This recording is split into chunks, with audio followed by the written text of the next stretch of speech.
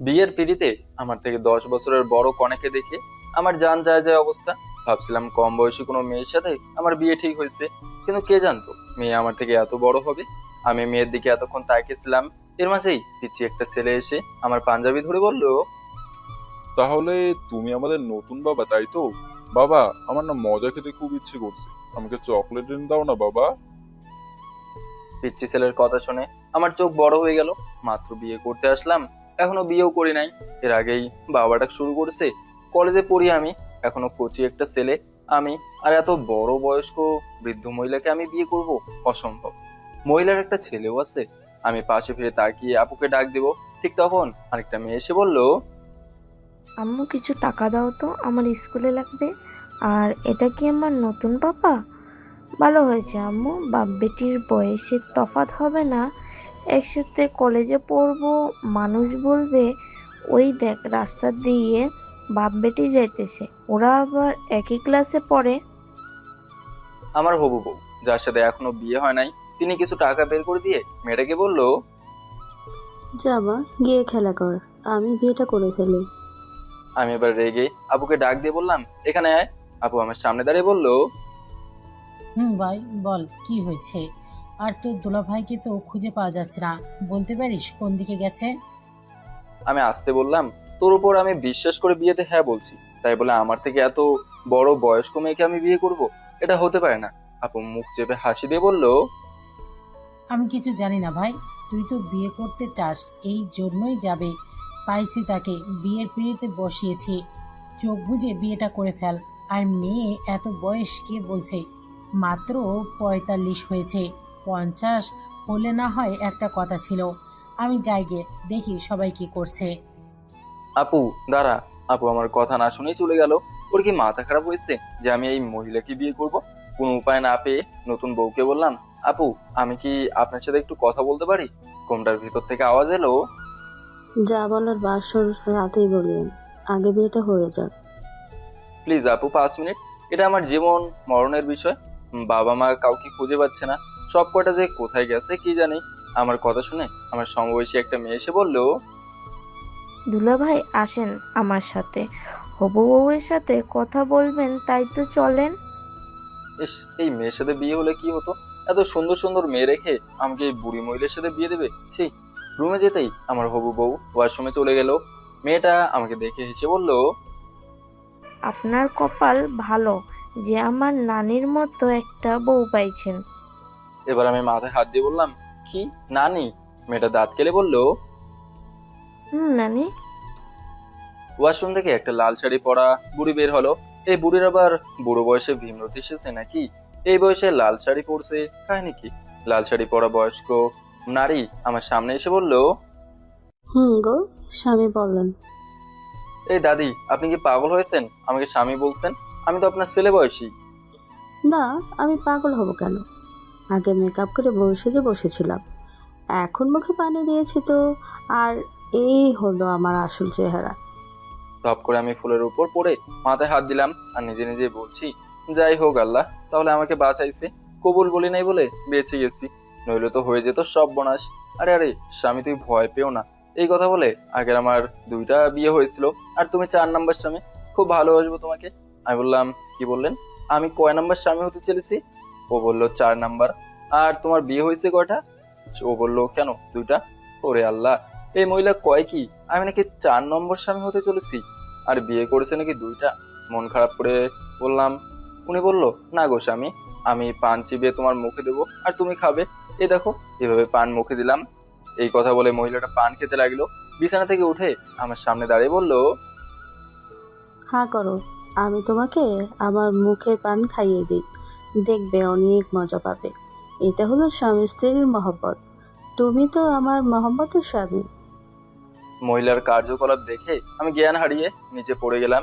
যখন আমার জ্ঞান ফিরলো তখন দেখি আমি হাসপাতালে, আমার পাশে বাবা মা সহ সবাই বসে আছে একটু দূরে। সেই মহিলাটাকে দেখে শুধু বললাম, আমি রেগে গেলে কি করব জানো তো বাবা? ওকে এখান থেকে বিদায় করো, নইলে। বাবা আমার রাগ দেখতে পেয়ে মহিলাকে হাতে ইশারা করে বললো চলে যেতে। বাবা বলল, আসলে আমি কি বলবে বাবার তুমি? কলেজ পড়ুয়া এক অবলা অবুঝ শিশু আমি, আর এই মেয়েকে বলছো আমি বিয়ে করব? তোমাদের কি একটু কমন সেন্স নেই? আপু বলল, আমাদের কম সেন্স নেই মানলাম, তুই যে সবসময় বিয়ের কথা বলিস এটা কি ঠিক? এই জন্যই যাকে সামনে পাইছি তার সাথেই তোর বিয়ে ঠিক করেছি। এবার আমি মূল ঘটনা বুঝতে পেরে বললাম, ও এই হলো কাহিনী। আমি যে সবসময় বলি বিয়ে করব, এই জন্যই কি তোরা আমার সাথে এমনটা করলি? আমার কথা শুনে সবাই হাসতে লাগলো। আম্মু বলল, হরে বাজান, এজন্য এমন নাটক করলাম। আর মেয়েকে কিছু টাকা দিয়েছিলাম, এজন্য আমাদের হেল্প করছে। আমি রাগ করে বেড থেকে উঠে বললাম, আমার তো হার্ট অ্যাটাক হয়ে যেত অল্প কিছুক্ষণ থাকলে।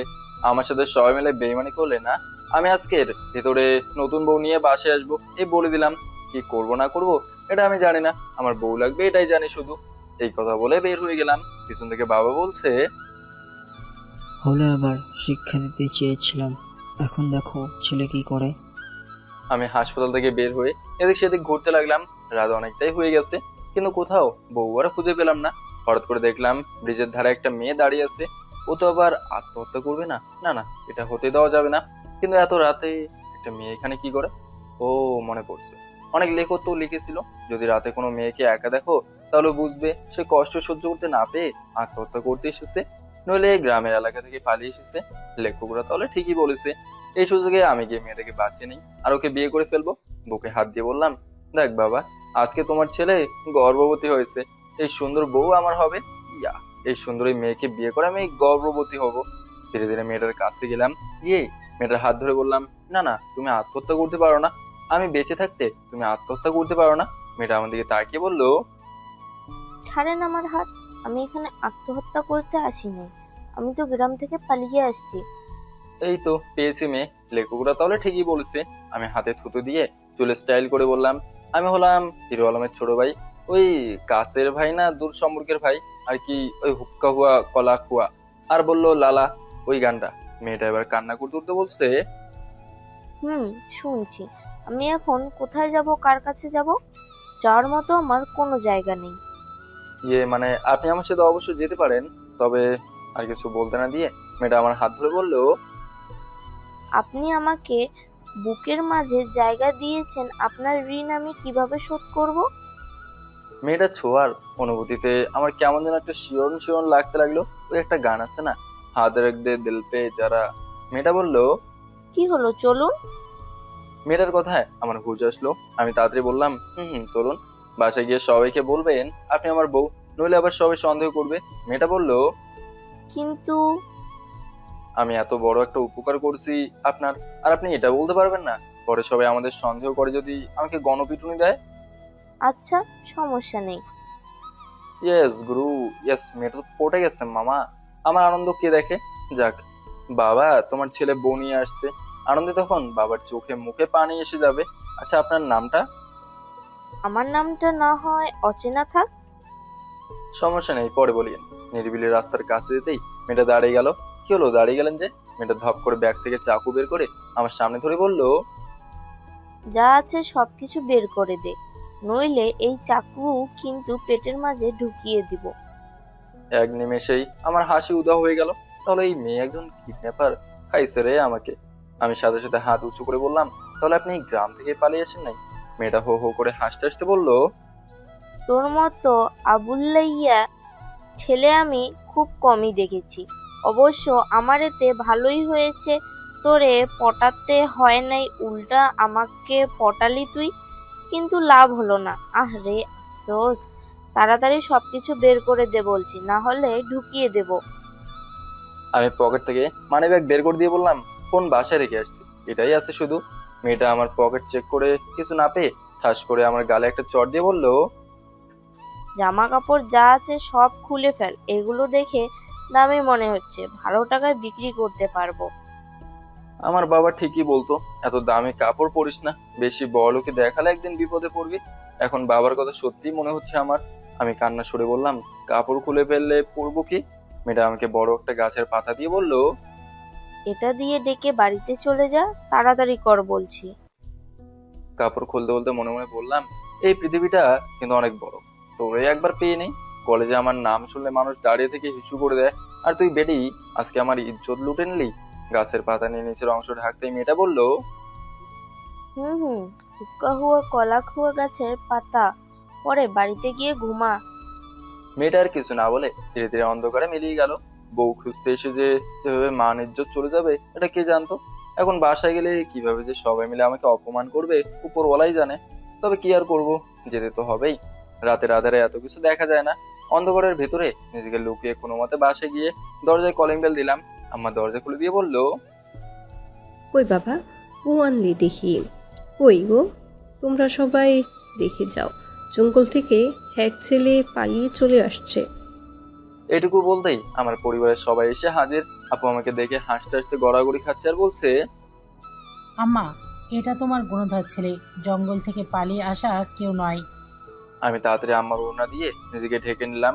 বাবা একটা লুঙ্গি দিয়ে বলল, নে এটা পরে নে। আমি লুঙ্গি পরে সোফায় বসে কান্না করতে করতে বললাম, আর জীবনে বিয়ে করব না আমি, আমার এখন উচিত শিক্ষা হয়ে গেছে।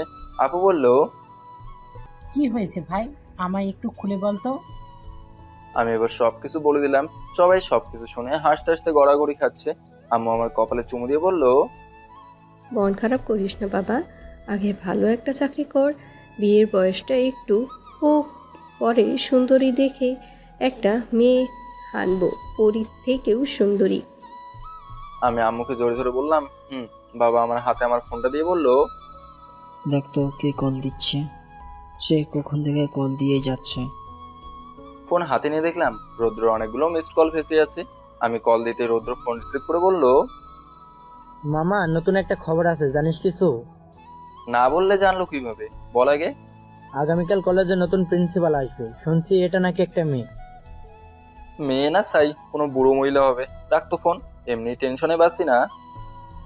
কালকে কলেজ যাব, রেডি থাকবি কিন্তু। যাবো না। সে দেখা যাবে। আমি আর কিছু না বলে কল কেটে দিলাম। সবার সাথে হালকা পাতলা কিছু খেয়ে রুমে গিয়ে ঘুমিয়ে গেলাম। সকালে ঘুম থেকে উঠে দেখলাম আমার মাথার পাশে রৌদ্র বসে আছে। ঘুম ঘুম চোখে ওকে দেখে বললাম, কিরে এত সকাল সকাল তুই এখানে? কালকে তোরে কি বলেছিলাম মনে আছে? আর তুই এখনো বিছানায়? দেখ, সকাল সকাল বিরক্ত করিস না, আমি এখন ঘুমাবো, যা তো এখান থেকে। রাতে নাকি গাছের পাতা পরে বাসায় আসছিলি, কোন মেয়ে নাকি তোর সবকিছু খুলে রেখে দিয়েছে। কিছু বন্ধু, শেষ পর্যন্ত এসব শুনতে হয়েছে। যদি না যাস তাহলে এই কথা কিন্তু কলেজে সবাইকে বলে বেড়াবো। এবার বিছানা থেকে উঠে বললাম, সবকিছু তোরে আপু ব্যাক সিটে বলেছে তাই তো? এই আপুও না। একটা মেয়েকে তুই কন্ট্রোল করতে পারিস নাই। তখন আমার অবস্থা খারাপ ছিল। তুই দাঁড়া, আমি ওয়াশরুম থেকে আসি। আচ্ছা তাড়াতাড়ি কর, আবার দেখিস ভিতরে বসে বিয়ের চিন্তা করিস না, তুই তো আবার বিয়ে পাগলা। ওয়াশরুমে গিয়ে সকাল সকাল গোসল করে নিলাম। যেই গরম পড়ছে, বাবা বাসা থেকে বের হলে মনে হয় শরীর পুড়ে যাবে। রেডি হয়ে টেবিলে গিয়ে নাস্তা করতে বসলাম। খাওয়া দাওয়া শেষ হতেই রৌদ্রকে নিয়ে কলেজের উদ্দেশ্যে রওনা দিলাম। কলেজের মাঠে যেতেই পাবেল এগিয়ে এসে বলল, কি মামা আজকে সকাল সকাল কলেজে চলে এলি? ও আমি তো ভুলে গিয়েছিলাম যে আজকে আমাদের কলেজে নতুন প্রিন্সিপাল ম্যাডাম আসবে, এজন্যই তুই আসলি। হয়েছে, থাক ভাই, কাউকে কিছু বলতে হবে না, এখন চল ভেতরে। কলেজের ভেতরে গিয়ে কিছুক্ষণ বসতেই রৌদ্র বলল, চল এখন মাঠে যাই, সবাই ফুল নিয়ে নতুন প্রিন্সিপাল ম্যামকে শুভেচ্ছা জানাবে, আমরা গিয়ে সামিল হই। ওদের কথা মতো ফুল নিয়ে মাঠে দাঁড়ালাম। হঠাৎ করে মাথায় দুষ্টু একটা বুদ্ধি এলো। অনেকদিন হলো র্যাগিং করা হয় না, ওদের বলতে ওরাও রাজি হয়ে গেল। সবাইকে নিয়ে কলেজের গেটে গিয়ে দাঁড়ালাম। পাবেল আমার চোখে চশমা দিয়ে বলল, মামা আজকে আমরা তোর পাওয়ার দেখতে চাই। এখন এই গেট দিয়ে যে কেউ আসলে তুই তাকে হেনস্থা করবি, যেভাবে পারিস ওকে অপমান করবি, বাকিটুকু আমরা সামনে নেবো। এটুকু করলেই হবে তো? হবে। আমরা গিয়ে আড়ালে দাঁড়ালাম, তুই গিয়ে কাজ কর। আমি কিছু দোয়া দুরুদ পরে বুকে ফু দিলাম। মান সম্মানটা বেঁচে গেলেই হলো, শুধু একটু স্টাইল নেওয়ার জন্য একটা সিগারেট জ্বালিয়ে নিয়ে টানতে লাগলাম। দূর থেকে কালো শাড়ি পরা একটা মেয়ে দেখা যাচ্ছে, চোখে আবার কালো একটা চশমা। দূর থেকে চেহারা এতটা স্পষ্ট দেখা যাচ্ছে না। এই মেয়ে এখানে না আসলেই হলো। মেয়েটা যত কাছাকাছি আসছে তত যেন আমার হৃৎপিণ্ডের আওয়াজ বেড়ে যাচ্ছে। একটু কাছাকাছি আসতেই মেয়েটাকে দেখে বললাম, ইস, আমার একটা মেয়ে যদি আমার বউ হতো তাহলে সারা জীবন আমি ওর পা ধুয়ে দিলাম। কি সুন্দর গোলগাল চেহারা। কি এই মেয়ে তো দেখে আমার থেকেও বয়সে অনেক বড় হবে। খাইছে রে, এই মেয়েকে এখন অপমান করতে হবে? এখন তো সুন্দরী, তার উপর আবার সিনিয়র, না জানি রাতের মতো আমার অবস্থা খারাপ করে দেয়। বন্ধুদের ইশারা করে বললাম, প্লিজ আমাকে মাফ করে দে, আমার দ্বারা এই কাজ হবে না। সাহস রাখো মনে বন্ধু, তোকে দিয়ে হবে। যদি তুই তোর সাহসের পরিচয় দিতে পারিস তাহলে আমাদের পক্ষ থেকে তোকে ট্রিট দেওয়া হবে। না, ওরা আর ছাড়বেই না আমাকে। মেয়েটাকে কাছাকাছি আসতেই চোখ বন্ধ করে দিলাম। এত সুন্দর মেয়ে দেখার ভাগ্য আমার কখনো হবে ভাবতে পারিনি। কি স্মার্ট মেয়ে। ওর শরীর থেকে চকলেট ফ্লেভার একটা ঘ্রাণ ভেসে আসছে। এ কি, আমি সবকিছু ভুলে যাচ্ছি কেন? মেয়েটা চলে গেলে আমার সারে সর্বনাশ হয়ে যাবে। আমি এবার পা দিয়ে মেয়েটা যাওয়ার পথ আটকে দিলাম, যাতে মেয়েটা আর যেতে না পারে। মেয়েটা আমার সামনে এসে দাঁড়িয়ে চোখ থেকে চশমা খুলে ইশারা করে বলল, এই যে মিস্টার, পা সরান, আমি ভিতরে যাব। ইস, এই মেয়েকে আমার অপমান করতে হবে। কথার মাঝে মধু ঝরে পড়ছে মনে হচ্ছে। তবে কি করার, কথা দিয়েছি তো সেই কথা পালন করতে হবে। আমি এবার বললাম, কি, আমি পা সরাবো? এটা কি তোর বাবার কলেজ যে তুই এখন ভিতরে যাবি? মেয়েটা আমার কথা শুনে মোটেও রেগে যায়নি, আস্তে করে বলল, আমি কে জানতো? ঝামেলা না করে আমার রাস্তা ছাড়ো, আমাকে ভিতরে যেতে হবে। এমন এক থাপ্পড় দেবো না, এক চড়ে সকল দাঁত পড়ে যাবে। বড় ভাইদের কিভাবে সম্মান করতে হয় তা জানিস না বুঝি তুই? মেয়েটা এবার হেসে দিয়ে বলল, ও, তুমি আমার বড় ভাই, দেখে তো মনে হচ্ছে এখনো ফিডার খাও। বাচ্চা একটা পোলা। আমি তোমার থেকে অনেক বছরের সিনিয়র, আর সিনিয়রদের কিভাবে সম্মান করতে হয় জানো না? তোর সিনিয়র দিয়ে তুই পানি খা। এনে রুমাল, এখন আমার জুতা পরিষ্কার করে দে। এতক্ষণ মেয়েটা ভালোভাবে ওই কথা বলছিল, কিন্তু আমার এই কথা শুনে চোখ লাল করে বলল, তুই চিনিস আমি কে? তোরে চিনে আমি কি করব? তুই কি এই শহরের ডন নাকি প্যাতি নেতা যে তোরে তো হবে? মেয়ে বলে কিছু করছি না, তাড়াতাড়ি আমার পায়ের জুতা মুছে দে বলছি। মেয়েটা যে আমাকে চট দিতে হাত তুলবে, ঠিক তখন আমি ওর হাত ধরে টান দিয়ে পিছনে পিছিয়ে আমার বুকের সাথে চেপে ধরে বললাম, আজকের মতো ছেড়ে দিলাম। তুই হয়তো আমার পরিচয় জানিস না, জানলে হয়তো। মেয়েটা আমাকে কিছু বলতে না দিয়ে আমাকে ছাড়িয়ে বলল, তুই চিনিস আমি কে? আমার সাথে বেয়াদবি করার ফল কি হতে পারে তোর কি ধারণা আছে? আমি হাতে থাকা সিগারেট মেয়েটার মুখে চেপে ধরলাম। মেয়েটা কোনো কিছু বুঝতে না পেরে এক টান দিয়ে কাশতে লাগলো। অবশেষে মেয়েটা যেতে যেতে বলল, তোরে আমার দেখার আছে কিন্তু। আমি মনে মনে শুধু এটাই ভাবছি, আহা, মেয়েটাকে যখন জড়িয়ে ধরেছিলাম তখন কি যে এক অনুভূতি তৈরি হয়েছিল বলার বাইরে। আড়াল থেকে সবাই বের হয়ে আমার প্রশংসা করতে লাগলো। সবাই বলছে আমি খুব সাহসী।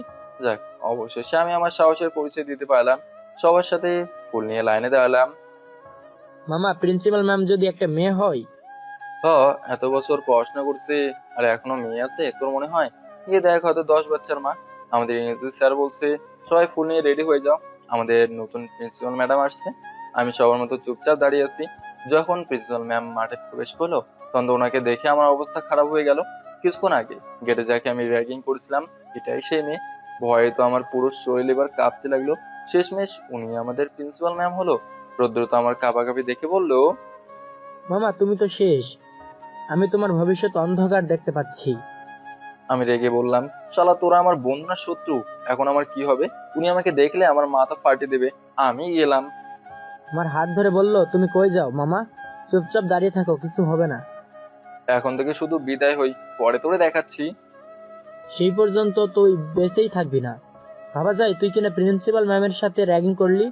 পাশে থাকা একটা ছেলে বলল, আরে তোরা সবাই চুপ থাক তো, রিয়া ম্যাডাম আসছে, কথা বলবি না? ও, তার মানে আমাদের নতুন প্রিন্সিপাল ম্যামের নাম রিয়া। নামটা তো খুব সুন্দর, বেশ পছন্দ হয়েছে আমার। আমাদের সামনে এসে ম্যাডাম দাঁড়িয়ে গেল। তবে আজকে কি আমার শেষ দিন? এখান থেকে কোনো মতে বেঁচে ফিরতে পারলেই হলো। ম্যাডাম চোখ থেকে চশমা খুলে আমাকে বলল, এই ছেলে, তোর নাম কি? আমিও মজা করে বললাম, জি ম্যাডাম, আমার নাম কুদ্দুস বওয়াতি।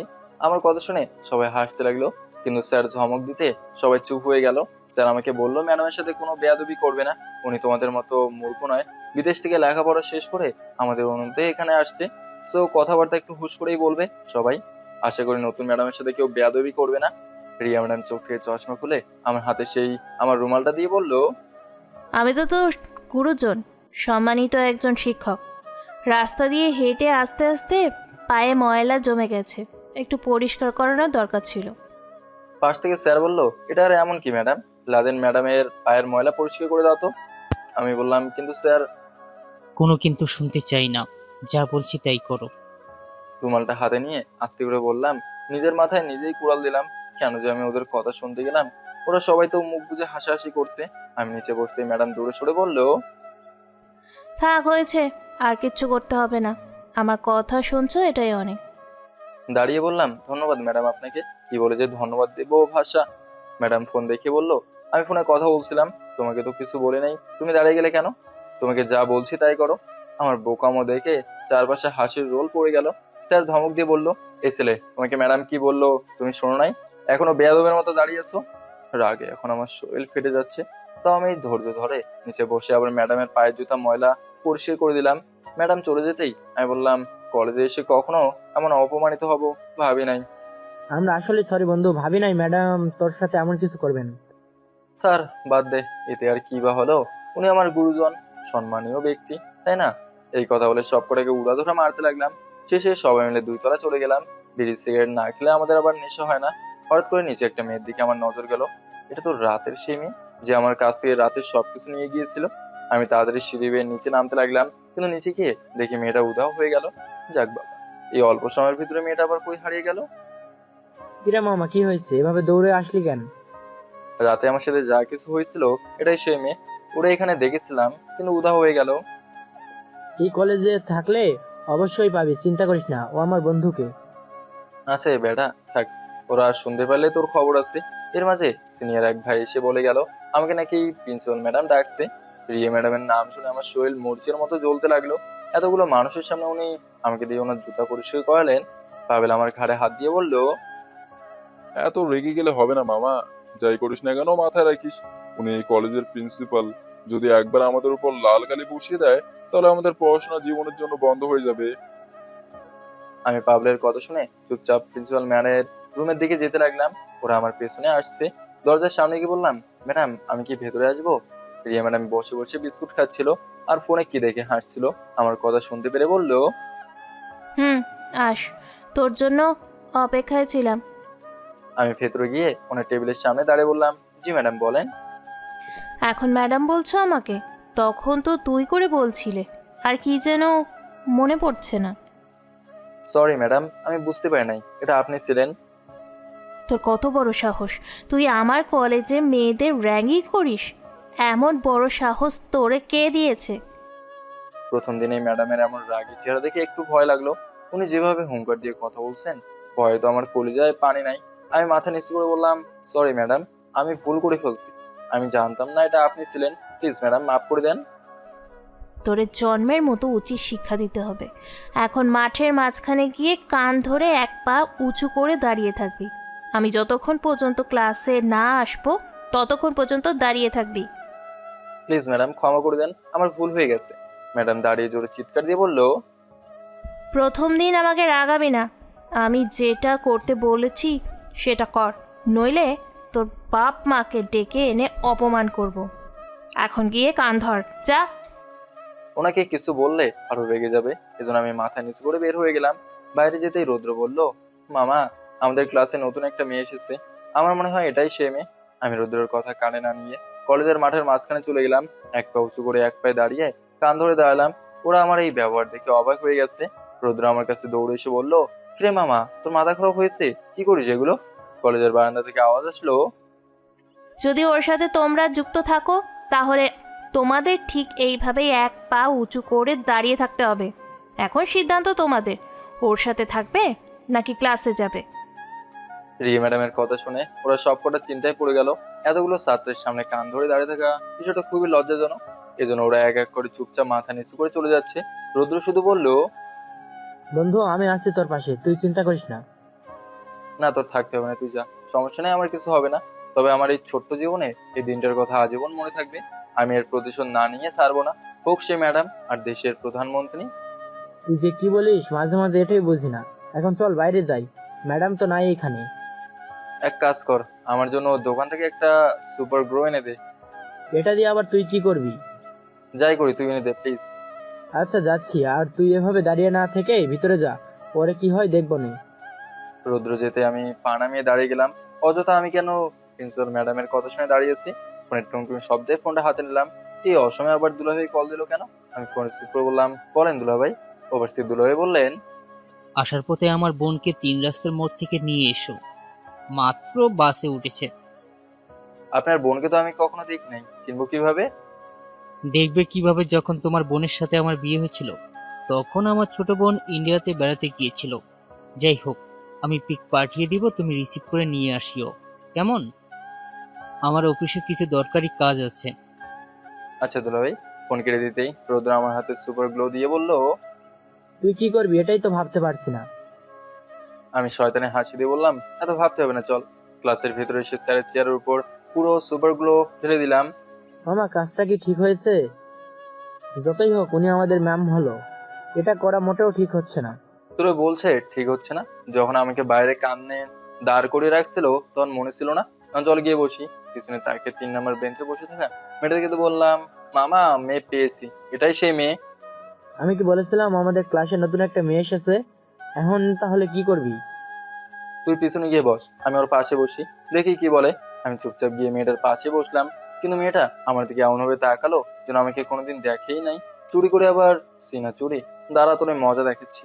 আমি কিছু বলতে যাব, তার আগে মেয়েটা বললো, এক্সকিউজ মি, আপনি একটা ছেলে হয়ে এত সুন্দরী একটা মেয়ের পাশে বসলেন, বিষয়টা কেমন দেখালো না?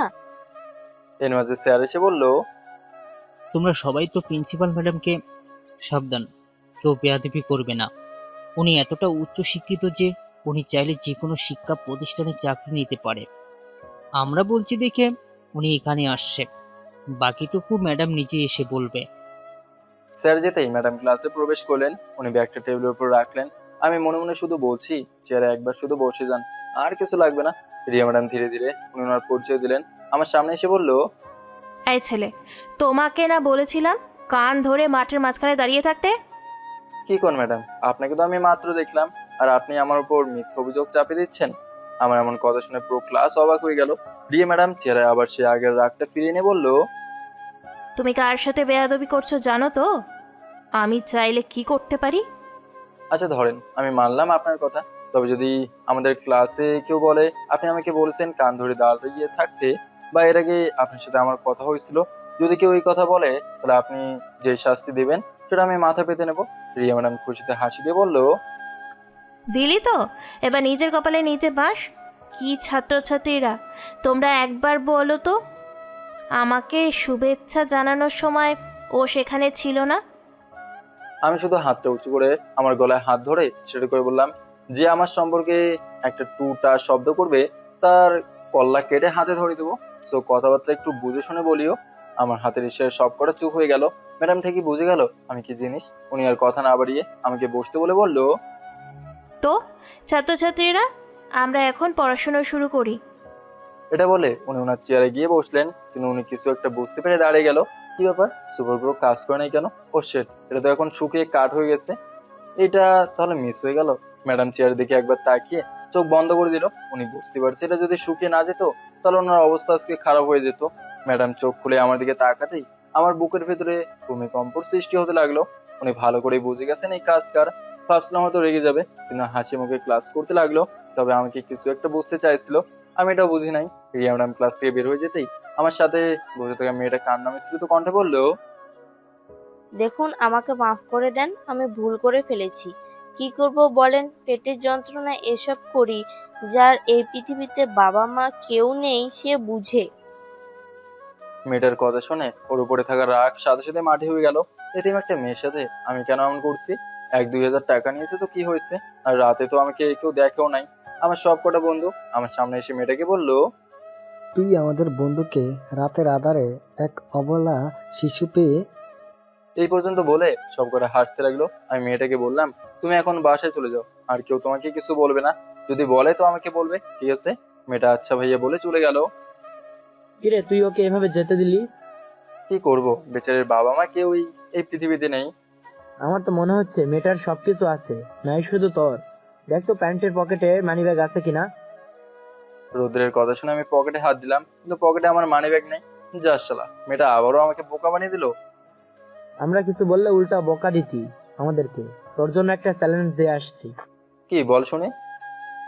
আমরা সব বন্ধুরা মিলে তোরে 1 লাখ টাকা ম্যানেজ করে দিব যদি কাজটা ঠিক মতো করতে পারিস। এত টাকার বিষয় কাহিনী কি বলতো? যত টাকা বেশি তত পরীক্ষাও কঠিন, কিন্তু কি আর করব, তুই যেহেতু আমাদের বন্ধু, তোর জন্য সুযোগ করে দিলাম। কাজটা করে দে, 1 লাখ টাকাও পাবি, সাথে যা খেতে চাস তাই পাবি। আচ্ছা টাকাটা একটু বাড়িয়ে দিস, যা আমি তোদের চ্যালেঞ্জ গ্রহণ করলাম। বল কি করতে হবে?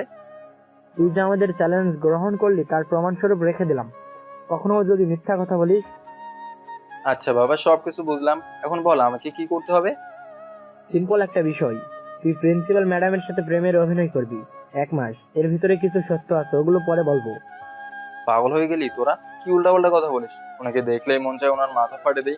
কত বড় সাহস আমাকে মাঠের মধ্যে কান ধরিয়ে রাখে। এজন্য তো বলছি খেলা জমবে, প্রিন্সিপাল ভার্সেস ছাত্র। যখন একসাথে থাকবি তখন না খেলা শুরু হবে। তোরা কি সব কথা বলিস? মাথায় আছে তো? এগুনে আমাদের প্রিন্সিপাল ম্যাম, আবার বলিস ওনার সাথে প্রেমের অভিনয় করতে? ম্যাডামের উপর তোর রাগ আছে না বল? আমি রৌদ্রের কথা শুনে বললাম, সে আছে, তবে কোন তবে নাই বন্ধু? বিশেষ করে তুই কিন্তু সাইন করলি, কিছু করার নেই। 1 মাস সময় তো ঠিক আছে, পড়ে নেব।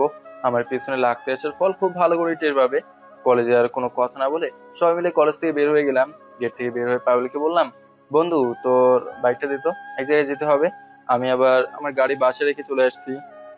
আচ্ছা যা, মনে হচ্ছে নতুন প্রেম মামা। তা মেয়েটা কে? আমাদের তো আর বললি না। এত কিছু শুনে তোরা কি করবি? বাসায় যা পড়ে বলবো। রোদের কাছ থেকে কিছু টাকা নিয়ে আমি বাইক স্টার্ট দিয়ে চলে যাচ্ছি। পিছন থেকে পাবেল বললো, গাড়িতে তেল দিয়ে নিস, নাহলে কিন্তু আবার পথের মাঝে আটকে যাবি। আমি সরাসরি দুলাভাইয়ের দেওয়া ঠিকানা অনুযায়ী চলে গেলাম। ফোন থেকে দুলাভাইয়ের দেওয়া ওনার বোনের পিক দেখে আমার মাথা তো চক্কর দিয়ে উঠলো। দুলাভাইয়ের বোন তো হেব্বি সুন্দরী, আর সুন্দরী হবে না কেন? এতদিন পর বিদেশ থেকে দেশে আসছে। আমি বাইকটা এক সাইডে রেখে দুলাভাইয়ের বোনকে খুঁজতে রাখলাম। হঠাৎ দেখে কটা ছেলে একটা মেয়েটাকে দূর থেকে বিরক্ত করছে। আমি দূর থেকে ভালো করে তাকে চিনে ফেললাম, এটাই দুলাভাইয়ের বোন। মেয়েটা এই রৌদ্রের মাঝে ভয়ে ছেলেগুলোর কারণে দাঁড়িয়ে আছে। ইস, না জানে কতক্ষণ দাঁড়িয়ে ছিল। দুলাভাই তো সেই কখন আমাকে ফোন করে বলছিল, আড্ডা দিতে দিতে সেটাও ভুলে গেছি। আমি তাড়াতাড়ি হেঁটে দুলাভাইয়ের বোনের সামনে গেলাম। দুলাভাইয়ের বোন আমার সেম বয়সী। মেয়েটা আমাকে দেখে পেয়ে একটু দূরে চলে গেল। মেয়েটা ভয় পেয়েছে।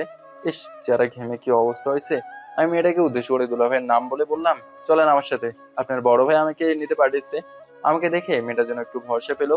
আমার হাতে ব্যাগ ধরে দিয়ে চোখগুলো লাল করে আমার দিকে একবার তাকিয়ে একটু দূরে ছায়ার নিচে গিয়ে দাঁড়ালো। আমি ওর সামনে গিয়ে বললাম, দুলাভাই বলছিল ঠিকই, কিন্তু আমার মনে ছিল না, সরি। মেয়েটা আবার কান্না করে দিয়ে বলল, ভাইয়াকে সে কখন থেকে ফোন দিতেছি, কিন্তু কলই ধরছে না। আধা ঘন্টা ধরে এখানে দাঁড়িয়েছিলাম, আমাকে দেখতে পেয়ে ছেলেগুলো বাজে বাজে কথা বলছে। শেষে বাঁচার জন্য এই রোদের মাঝেই দৌড়ালাম। আসলে আমি সরি, মাফ করে দিও। আর ওদের আমি দেখেছি। তুমি দাঁড়াও। মেয়েটা ধপ করে আমার হাত ধরে বলল, ঝগড়া করবেন না প্লিজ, আমাকে এখন বাসায় নিয়ে চলেন। আমার আর ভালো লাগছে না, মন চাইছে এখানেই শুয়ে পড়ি। শরীর প্রচণ্ড খারাপ হয়ে গেছে, টাকার ব্যাগটাও চুরি হয়ে গেছে, কিছু কিনে খাবো সেটাও পারছি না। আমি সামনে একটা দোকান দেখে বললাম, চলো ওখানে কিছু খেয়ে নাও আগে, আমার কাছে টাকা আছে। আমি কারো টাকায় কিছু খেতে রাজি না, এখন বাসায় নিয়ে চলেন আমাকে। আমি পকেট থেকে 1000 টাকার একটা নোট বের করে মেয়েটার হাতে দিয়ে বললাম, পরে আমাকে দিয়ে দিও। মেয়েটা আর এক মুহূর্ত না দাঁড়িয়ে দোকানের কাছে চলে গেল। দোষ তো আমি করছি, ওর কোনো দোষ নেই। আমার কারণে ও এতক্ষণ এখানে দাঁড়িয়েছিল। দুলাভাইয়ের বোন বিস্কুট কিনে খাচ্ছে আর আমি দাঁড়িয়ে আছি। এর মাঝে মেয়েটাকে বিরক্ত করার ছেলেগুলো এগিয়ে আসলো। এটা দেখে আমার মাথা গরম হয়ে গেল। আমি অবস্থায় ওকে বিরক্ত করছে। আমি ছেলেগুলোর দিকে এগিয়ে গিয়ে বললাম, কি পছন্দ হয়েছে? ওকে তুলে নিয়ে যাবে নাকি? দুলাভাইয়ের বোন আমার হাত ধরে বলল, ভাইয়া আমাকে বকা দেবে, ঝামেলা করবে, চলেন এখান থেকে। আমাকে দোকানের সামন থেকে দুলাভাইয়ের বোন টেনে নিয়ে এসে বলল, ঝগড়া করলে আর কি হবে? ভাই আমাকে আগেই বলে দিয়েছে আপনার মাথা নাকি সবসময় গরম থাকে। আমি চোখ বন্ধ করে নিজের রাগকে কন্ট্রোল করে বললাম, যদি আমাকে টেনে নিয়ে না আসতে তাহলে আজকে কিছু একটা তো হয়েই যেত। বাদ দিন, ঝগড়া করে লাভ নেই, এখন রিক্সা ডাকেন, যেতে তো। চলো, আমি বাইক নিয়ে এসেছি। কি বাইক? কেন, ভয় পাও নাকি? চলো। বাইকের কাছে যেতেই বললো, আমি মিমি চৌধুরী, আপনার নামটা? নাম জানা কি খুব জরুরি? আগে বাসায় চলো, পরে সবকিছু বলছি। কিন্তু আমি তো এর আগে কখনো বাইক দিয়ে কারোর সাথে যাই নাই, এখন কিভাবে আপনার সাথে? জামাই মনে করে উঠে পড়ো, কিছু হবে না। আমার কথা শুনে মিমের গাল লজ্জায় লাল হয়ে গেল। মাথা নিচু করে বলল, ছি ছি, এসব নোংরা কথা বলেন কেন? এখন বলেন আমি কিভাবে উঠবো? আমার হাত ধরো, আমি তুলে দিচ্ছি। মিমিকে বাইকের উপর তুলে বললাম, ভাবছিলাম তুমি বাইরে থাকো, একটু রাগী আর অহংকারী হবে, কিন্তু তোমার ভিতরে তো তেমন কিছু খুঁজে পেলাম না। তবে তোমার ব্যবহার অনেক ভালো। কি যে বলেন না আপনি। আমি এবার চুপচাপ বাইক চালাতে লাগলাম। কিছুটা সামনে যেতেই বাইক আপনা আপনি বন্ধ হয়ে গেল। যাক শালা, পাবেল তো ঠিকই বলেছিল বাইকে তেল দিতে, কিন্তু আমার তো এটাই মনে ছিল না। এখন কি করব? মিমি বলল, কি হয়েছে, থামলেন কেন? থামি নাই, কাজ তো একটা হয়ে গেছে, এখন বাসে যাব কিভাবে? কি হয়েছে বলেন শুনি। বাইকের তেল শেষ, এক কাজ করো, তুমি রিক্সায় করে বাসায় চলে যাও, আমি ঠিকানা বলে দিচ্ছি। আপনি একা একা কি করবেন? কি আর করবো, সামনে একটা তেল পাম্প আছে, ওখান থেকে তেল নিয়ে যাব, তুমি বাসায় চলে যাও। মিমিকে একটা রিক্সা ডেকে দিয়ে ঠিকানা বলে দিলাম। আমি বাইক নিয়ে সামনে হেঁটে যাচ্ছি। হঠাৎ রাস্তার পাশে ফুচকাওয়ালা দোকান নজর গেল। রিয়া ম্যাডাম গাড়ি রেখে রাস্তার পাশে দাঁড়িয়ে ফুচকা খাচ্ছে। এটা দেখে আমি মুচকে হাসি দিয়ে বললাম, এত বড়লোক হবার পরেও রাস্তা থেকে ফুচকা খাচ্ছে, যাবো কি? যাই না, গিয়ে কিছুটা সময় কাটিয়েছি আর ওনাকে সরি বলে আসি। আমি রাস্তার পাশে বাইক দাঁড় করিয়ে ধীরে ধীরে রিয়া ম্যাডামের দিকে যেতে লাগলাম। রিয়া ম্যাডাম আমাকে দেখে খাবার খাওয়া বন্ধ করে আমার দিকে তাকিয়েছে। আমি রিয়া ম্যাডামের সামনে দাঁড়িয়ে সালাম দিলাম। রিয়া ম্যাডাম গম্ভীর মুখে আমার সালাম নিয়ে বলল, এখানে কি করছো? ম্যাম, বাইকের তেল শেষ হয়ে গেছে, এজন্য হেঁটে হেঁটে বাসে যাচ্ছি। আপনাকে রাস্তার পাশে দেখলাম, এজন্য ভাবলাম ফুচকা খেয়ে যাই। কলেজের ঘটনার জন্য আমি সরি। আসলে কেউ আমার সাথে বাজে কিছু বললে আমার খুব রাগ হয়, পরে কি যে করি বলতে পারে না। আমি কথা দিচ্ছি আর এমন হবে না, প্লিজ ম্যাডাম। প্রথমত কলেজের কথা এখানে বলবা না, আর দ্বিতীয় কথা ম্যাডাম বলতে হবে না। আমিও সুযোগ পেয়ে বললাম, তাহলে রিয়া বলবো। আমার কথা শুনে ম্যাডাম চোখ লাল করে বলল, আমি তোমার সিনিয়র, এটা মনে আছে তো? আপু বলবে। আপু বলার চেয়ে আমার কাছে ম্যাডাম ভালো। ওকে, তোমার যেটা ভালো মনে হয়। এখন বাসায় গিয়ে গোসল করে পড়তে বসো। এই বয়সে এত ঘোরাঘুরি করলে লাইফ ধ্বংস হয়ে যাবে। ম্যাডাম, আপনি কি বিবাহিত? রিয়া ম্যাডাম আমার এমন কথা শুনে চোখ বড় বড় করে বলল। কি বলছো? আমি কথা ঘুরিয়ে বললাম, বলছি ম্যাডাম, আপনি কি নিজে গাড়ি ড্রাইভিং করেন নাকি গাড়ি ড্রাইভার আছে? দেখতে পাচ্ছ গাড়িতে কেউ নেই, সো আমিই চালাই। আচ্ছা, তুমি কিছু খেতে চাইলে খেতে পারো, বিল আমি দিচ্ছি। ম্যাডাম যেহেতু টাকা দিবে, এজন্য আমিও কিছু ফুচকা প্যাকেজ করে নিয়ে বললাম বাসায় গিয়ে খাবো। রিয়া ম্যাডাম আর কিছু না বলে ফুচকার বিল দিয়ে আমাকে বলল, চলে যাও, রাস্তায় এত দাঁড়িয়ে থাকতে হবে না, বাসায় গিয়ে পড়াশোনা করো, লাভ আছে। ম্যাম, রিয়া ম্যাডাম আমার দিকে তাকিয়ে বলল, আবার কি? একটু তেল দেন না, বাসা পর্যন্ত যাই, নইলে হেঁটে যেতে হবে আমাকে। রিয়া ম্যাডাম এবার একটু রেগে বলল, আমি তোমার কলেজের প্রিন্সিপাল, আমার সাথে যেই আচরণ করলে, কলেজে আমার জায়গায় অন্য কেউ থাকলে হাতে টিসি ধরিয়ে দিত। তুমি আমার প্রথম সেই ছাত্র যে আমার সাথে এতটা বাজে ব্যবহার করলে। আমি এবার মাথা নিচু করে বললাম, আমার বয়স কম তো ম্যাডাম, এত কিছু বুঝি না, মন যা চায় তাই করি। আপনি তো তখন বললেন আমি বাচ্চা একটা ছেলে, তাহলে আবার আমার উপর এতটা রাগ দেখাচ্ছেন কেন? রিয়া ম্যাডাম এবার হাসি দিয়ে বলল, সত্যি তুমি বাচ্চা একটা ছেলে। আমি গাড়ির ভিতরে আছি, তুমি তেল নিতে পারলে নিয়ে নাও। এই তো সুযোগ পেয়েছি, এই সুযোগ কাজে লাগাতে হবে। আমি বুদ্ধি খাটিয়ে তেল বের করে বললাম, ধন্যবাদ ম্যাডাম, আল্লাহ আপনাকে আমার মতো সুন্দর একটা জামাই দেখ, এটাই দোয়া করি। রিয়া ম্যাডাম অবাক হয়ে বলল, কি? কিছু না ম্যাডাম, আমি যাই, তবে আপনার শাড়িটা কিন্তু অস্থির, সকালে আপনার লুক একদম। ভুলে যেও না আমি তোমার ম্যাডাম, কিভাবে কার সাথে কথা বলতে হয় এটা কি ভুলে গেছো? আপনি এত রেগে যান কেন ম্যাডাম? আচ্ছা আমি তাহলে যাই, আর আমাদের বাসায় আপনার দাওয়াত রইলো। রিয়া ম্যাডাম চশমা পরে গাড়ির দরজা লাগিয়ে গাড়ি নিয়ে চলে গেল। বড় চাকরি করে দেখে নিজেকে খুব বড় মনে করে। ম্যাডামকে পটিয়ে আবার ম্যাডামের সাথে প্রেম করব কিভাবে? যে রাগী উনি, আমার তো কিছু মাথায় ঢুকছে না। আচ্ছা, ওনাকে কি রাজি করানো সম্ভব?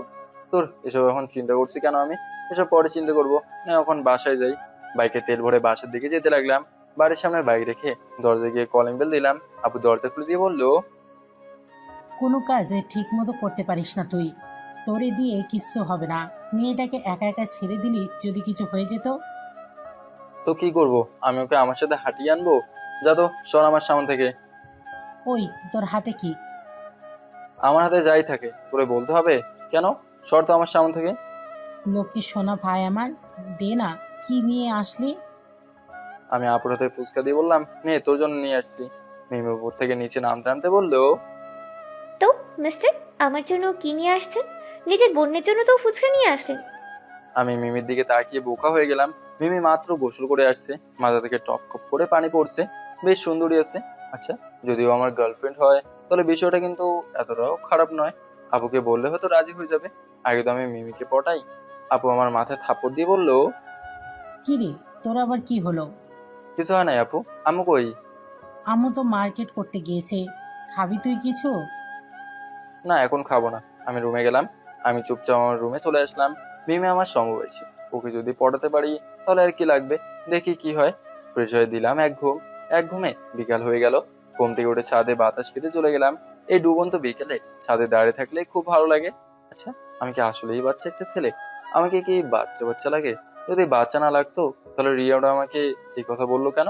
কি জানি, কিন্তু বোনদের দেওয়া কথা আমার রাখতে হবে। 1 লাখ টাকা পাবো, বাজিতে জিততে পারলে শুধু। প্রেমের অভিনয় তো, এটা করতে পারবো।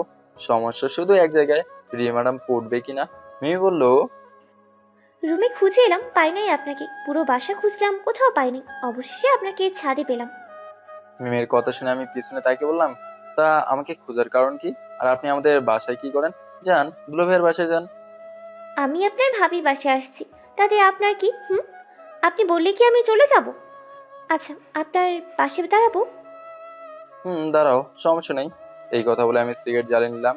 মিমি আমার হাতে সিগারেট দেখে ওটাও কেড়ে নিয়ে বলল, এখন আমি এখানে আছি, তাই আমার সামনে এটা খাবে না। আমি এই গন্ধ সহ্য করতে পারি না। আমি এবার চুপটি করে দাঁড়িয়ে রইলাম। আমি চুপ করে আছি দেখে মিমি বলল, আপনি মানুষটা কেমন যেন খিটখিটে। এই দেখি ভালো আচরণ করেন, এই দেখি খারাপ। এগুলো কি?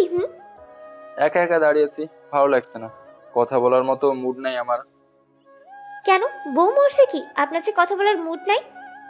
ফালতু কথা বলো না তো, ভালো লাগছে না। কিন্তু আমি তো। দাঁড়াও, কথা বলো না, দেখি কে কল দিয়েছে। আমি ফোন রিসিভ করতে রৌদ্র বলল, হালারপুর, তুই কিছু খবর রাখিস কি? ম্যাডামের পিছনে বিশ্ববিদ্যালয়ের টপ একজন ছাত্র লেগে আছে। ওনাকে নাকি সেই ছেলে পছন্দ করে। পছন্দ করে ভালো কথা, এতে আমি কি করব? মামা, এই লাখ টাকার কথা কি ভুলে গেছস? তুই যাকে ইচ্ছে তাকে বিয়ে করে, এতে আমাদের কোনো আফসোস নাই। তুই শুধু প্রিন্সিপাল ম্যাডামের সাথে প্রেমের অভিনয় করে যা। এতে তোদের যে কি লাভ হবে আমি এটাই বুঝি না। সময় হলে তোরে সবকিছু বলবো। যদি তুই একজন খাঁটি পুরুষ হয়ে থাকিস তাহলে ওনাকে পটিয়ে দেখা। এবার তুই বেঠিক লাইনে চলে গেলি, কথাটা কিন্তু ঠিক বলিস না।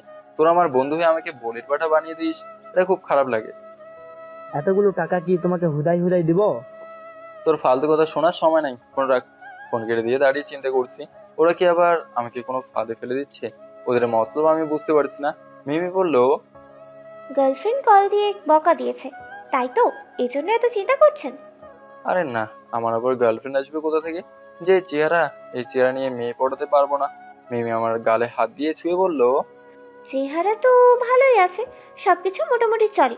তাহলে বলেন কেন আপনি দেখতে খারাপ? আপু ছাদের দরজার কাছে দাঁড়িয়ে বলল, মিমি, তুমি নিচে যাও, তোমার ভাই তোমাকে ডাকছে। মিমি আচ্ছা ভাবি বলে চলে গেল। আপু আমার পাশে দাঁড়িয়ে বলল, মিমিকে পছন্দ হয় তোর? আমি বড় বড় চোখে আপুর দিকে তাকিয়ে বললাম, হঠাৎ করে এই প্রশ্ন?